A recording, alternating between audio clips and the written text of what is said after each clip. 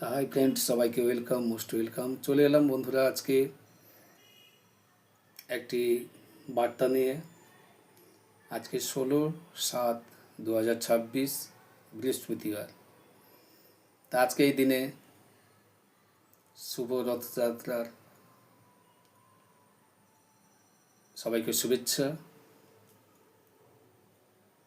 তো কার কোথায় রথ হয় অবশ্যই জানাও। আর রথে কে কেমন আনন্দ করবে, কে কোথায় যাবে, কে কী কিনবে, তা অবশ্যই সেগুলো জানাবে। আর অবশ্যই আমাদের পূর্ব মেদিনীপুরে বিখ্যাত বিখ্যাত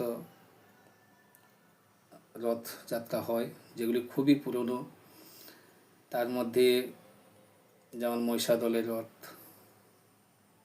সবদি, বুড়ো গৌরাঙ্গ, যেটা 250 বছরের পুরনো।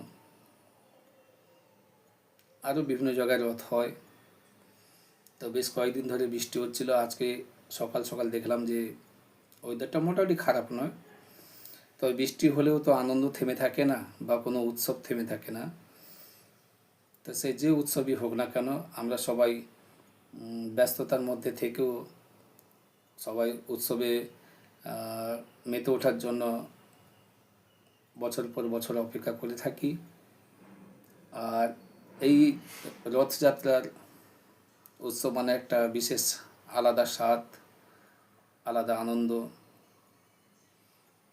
কেননা এই রথযাত্রায় বিশেষ করে কাঁঠাল, তারপরে আম,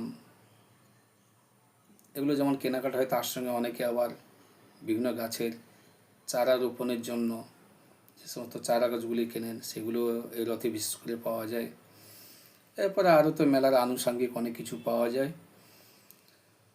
আর আমাদের বাড়ির পাশাপাশি যেমন রথযাত্রা হয়, যেটা হচ্ছে বাঁশউড়া বাজার, পূর্বচড়া, কলাগেছিয়া, সবদি। তা এটা আমাদের বাড়ির পাশাপাশি। আর দূরে তো বিভিন্ন জায়গায় রথ হয়, চণ্ডীপুরেও হয়, মহিষাদলে হয়, কাঁথির দিকেও হয়, দীঘাটা সর্বত্র হয়। তো তাই সবাইকে মোটামুটি রথযাত্রার শুভেচ্ছা জানালাম। এবং সবাই আনন্দ করো, আনন্দে মেতে থাকো, সবাইকে নিয়ে আনন্দ করো। কারণ মানুষ জীবনে অনেক কিছু থাকবে, যেমন আয় থাকবে তেমন ব্যয় থাকবে, তেমনি আবার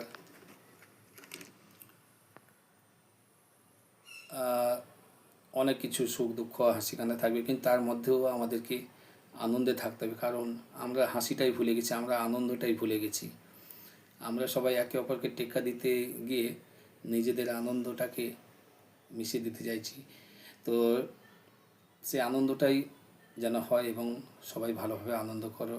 ইস্কনের রথ, যেটা বিখ্যাত শুধু পশ্চিমবাংলা নয়, সারা ভারত তথা বিদেশেও ইস্কনের রথ বিখ্যাত। তা সবাই আনন্দ করো, এটুকুই বলার। সবাইকে শুভ রথযাত্রার শুভেচ্ছা জানানো। থ্যাংক ইউ, সবাই ভালো থেকো।